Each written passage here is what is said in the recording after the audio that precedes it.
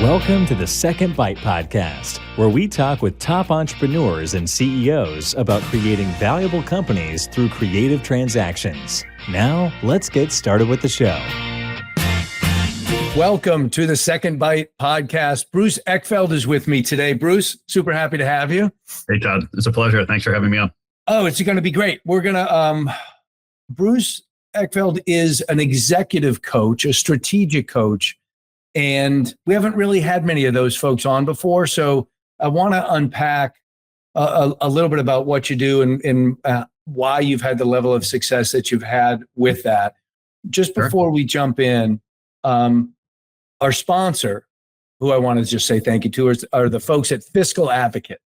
And Fiscal Advocate is a really helpful financial, I'm going to call it a financial platform that helps owners, particularly agency owners, understand their financials, but actually be able to see it on a dashboard and make business decisions based on their financials, just like you're supposed to, right? So Fiscal Advocate, you can find them in the show notes. They're a great sponsor, and we thank them for that. Bruce, why don't we jump in, and if you could please tell us a little bit about who you are and who you serve and kind of what you do for them. Yeah. I'll start with a little bit of background just because that kind of, I think, explains why I do what I do today. The long story reasonably short, originally I was an architect, but I got into software. I worked with what originally was a pretty niche agency here out of New York in the late 90s, and that got acquired. We grew. We got acquired by a European conglomerate. We ended up with 16 offices across North America and Europe. So I spent a lot of time in the agency world doing digital media, doing digital transformation work. And so cut my teeth in doing services around agencies.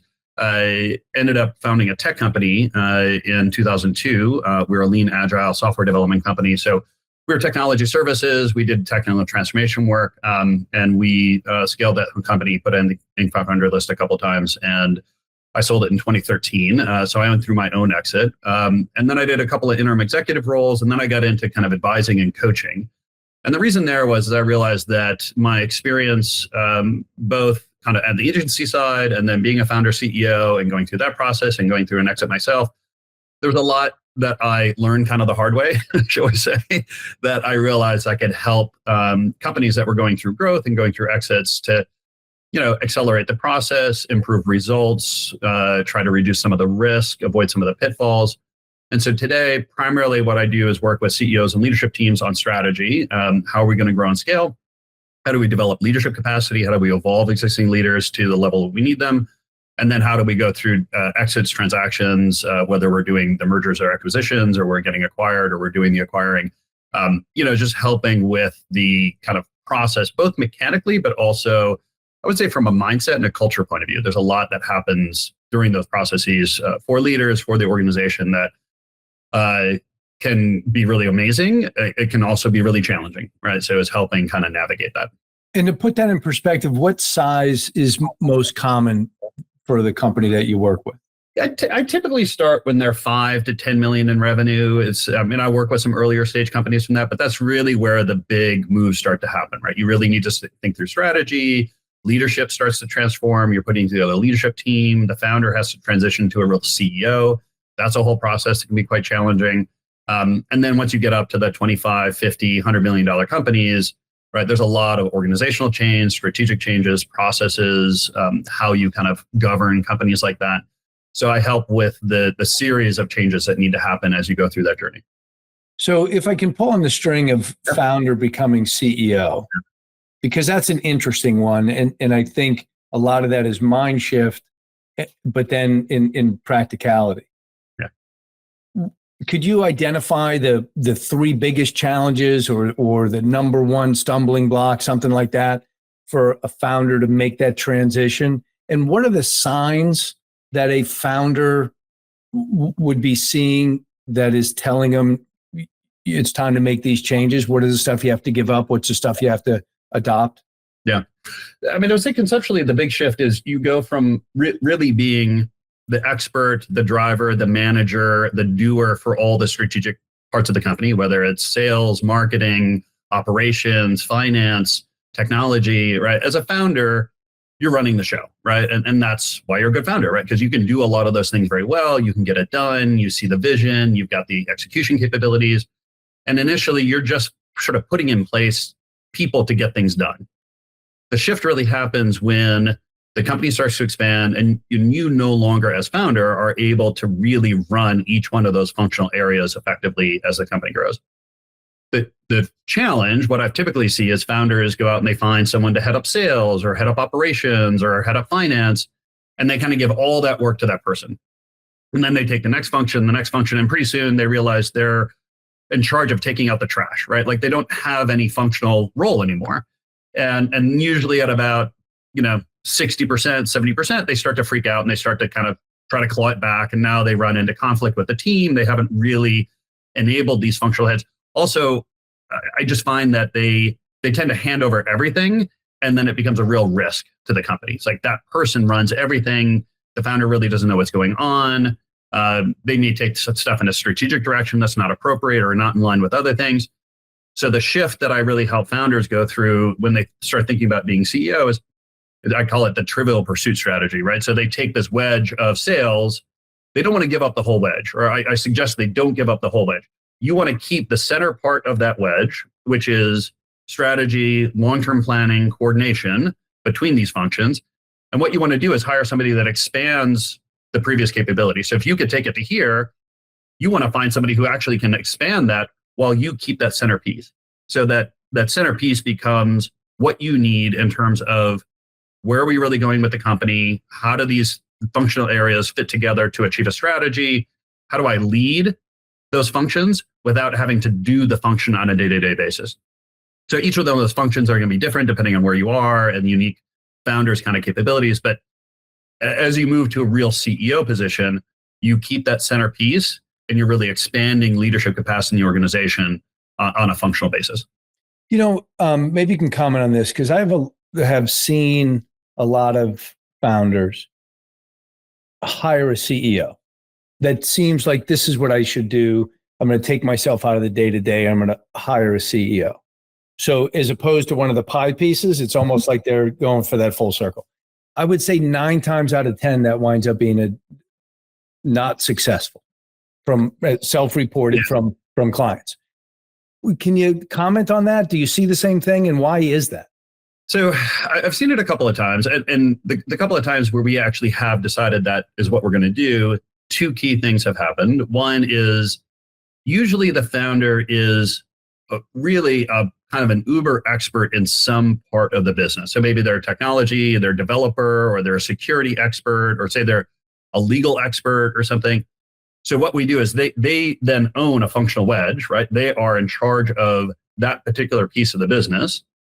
The other thing we need to do is set up governance, right? So as owner or as primary equity holder, there needs to be a process by which the CEO reports into the owner from a management point of view, but then that person then actually reports in the CEO as a functional head. So you end up with this kind of dual kind of role for them. One is owner, one is functional head. And they have to be able to keep those things separate, right? So they can't pull the owner card in a management meeting, right? They can only pull their functional card in that management meeting. And we need to make sure that they then have the skills and capabilities to actually govern and manage the CEO. So usually what we're doing is setting up some process by which CEO is reporting into a board. If it's just one person, it would be the owner. And there is a formal process around, okay, here's the reporting, here's the strategy, here's decision-making. We identify what rights CEO has, owner has, what approvals they need. If we can figure that out, and then we can deploy that owner back into the company as a functional head, that can work. It's just very complicated. And for me, it only really is the right solution when that founder has really unique functional capabilities that we want to put them in from the company. If it's really, I've got a founder who just doesn't have the leadership skills to move into the CEO, either we want to work with them, we really want to figure out, okay, how do we get them into that CEO role? Or we're really just they're selling the company effectively. They're bringing in a CEO to run it. They're no longer involved. They're owner, or we're looking for a transaction, right? We're realizing that the leadership capacity of the company has hit a wall, and in order to be able to get from say a $10 million to $100 million company, that's not going to happen with this team. We need to really go and find an acquisition so they can be part of something bigger. Yeah. And speaking of transactions then for a bit, when clients go through a transaction or you prepare them for a transaction, what are they least prepared for in that process or in that life post-close? It might be easier to answer the other one. What are they most prepared for? I would say generally a lot. And I create two buckets, or I think of this in two categories. There's the company. Is the company ready? And, and that's everything from, are the financials in order? Do we have the right reporting? Do we have systems and procedures, right? Do we really have leadership in place? Do we have some kind of talent strategy? Right? These all the things the company needs to kind of have in place to be a viable, attractive acquisition for a buyer, right? Like, what does a buyer want to buy? They want to buy something that has stability and consistency and predictability, and that I know that over the next 5 to 10 years, I'm going to make a lot of money. Well, I need to be able to show that in the current business. So that's bucket one. Bucket two is really around the CEO, the founder CEO, is like their mindset, and is he or she really ready to sell relative to their kind of broader life plan. And that's usually the one that is kind of the gotcha, or the one that will come up if not investigated and resolved early in the process, will come up later in the process in a problematic way. And it's usually, they haven't really thought through, like, what does this really mean for me? How does this fit into my bigger plan? Is this really, like, how much money do I really want? How much money do I need? What am I going to do with it? Like, there's all these existential questions that start coming up. If we haven't answered them early enough, they come up late, and they can at a minimum make the deal process complicated and maybe not, a little more painful. In some cases, they actually will undermine it, right? We won't be able to get a sale because either we'll have sabotage, or they won't be able to really position the company well or be able to sell it effectively to a buyer. And for a lot of the transactions that we do, obviously there's a second bite component to those. And so when we do a transaction, people are typically very excited about the new environment that they're in, the new economics that represents, and so on and so forth. And that should be anywhere from 2 to maybe 5 years or so. Mm-hmm. How do you find successful entrepreneurs, emotionally and psychologically successful entrepreneurs? How do they prepare for, what happens as you approach that second bite? Most of the folks that we work with are in their 40s and 50s, so they have plenty of longevity still left and don't want to just sit on the beach or play golf. How do they prepare to be successful for what's coming next? So I would say, there's a couple of different categories here, and the nature of the deal can get more or less complex in terms of what happens afterwards, because you have earnouts, you have retained equity, you have if you're going to have an executive role, if you're going to stay CEO or have an executive role with some kind of bonus opportunity. I mean, there's lots of different ways in which you can create incentives or create opportunities for someone post-transaction. I would say the two things that I always focus on is, one, I want to make sure that the initial transaction, whatever they're getting at initial transaction, makes them very happy. What I don't like to see is where the transaction, whatever I'm getting at signing, is not sufficient enough to make me happy with the deal. Yes, I always want more, and there's more opportunity, and I can, I would love to throw more zeros at the end of my bank account and things like that. But what I find problematic is if the founder is not really happy with what they're getting at signing, it puts a lot of pressure post-transaction. And the fact is post-transaction, the world is going to shift dramatically, right? You've got a different environment, you've got a different reporting structure, control issues, you now have a boss effectively, whether it's, if you're going to be reporting into a CEO, or if you're the CEO, you're reporting to a board or some kind of owner structure, right? Some kind of investment structure. That is going to be quite different. And particularly if it's a first-time founder CEO, and if they started the company because they love control and love calling the shots, and they've enjoyed calling the shots, and now they're post-transaction and they're really not controlling the shots, like that can be a real shift. So if at transaction, they haven't really got what they need to be happy. And now they're banking on whatever's afterwards. And now the environment has changed. That's where I see a lot of the, consternation, the founders really not being happy after transaction because they're now in an environment where they need more, but now they're trying to do it in an environment they can't really control. That's where I see things really kind of unwind. So making sure you're happy on transaction is kind of number one.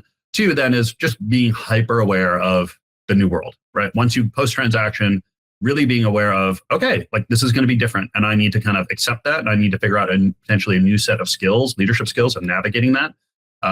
And knowing that, right? Or know that I could exit, right? I could say like, hey, I'm a year into this. I realize that either this isn't really for me. I don't really feel committed to the longer term outcome, or something else has come up that I'm much more excited about. Being able to make that decision without feeling like it's a crisis situation. I'd like that to be lots of opportunity is good. And so let's talk about the coaching for a bit. Yeah. What are the most common reasons that people come to you? And maybe if you have an idea, what's the most common reason people don't come to you? Where they say to themselves, oh, I don't need a coach, I'm doing fine. Well, usually if they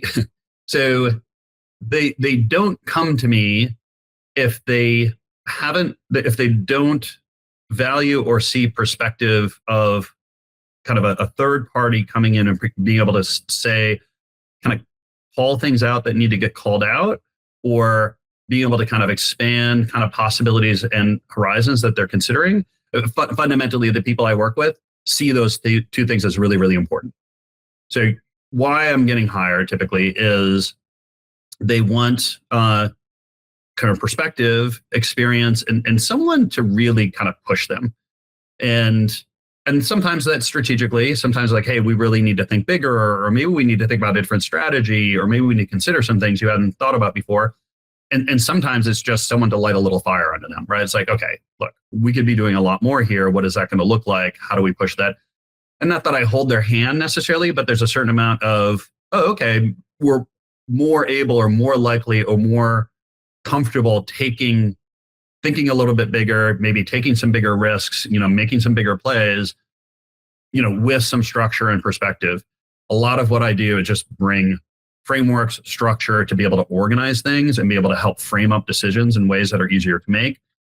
Planning much easier to make. I'm also often reducing strategic complexity, trying to simplify how we're going to win in this market. What do we need to focus on? Take it from the list of 20 things that they may have on it down to the 3 that are really going to make a strategic difference.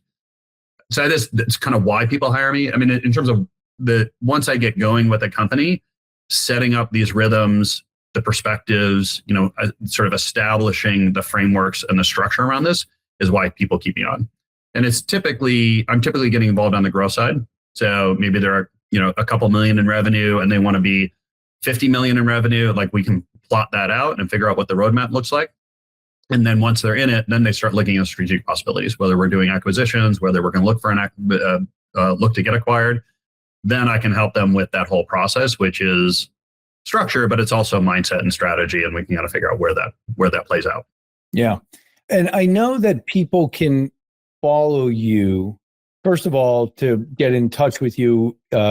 Your contact information is all in the show notes. Okay. Would people listening know the best way to find you would be how?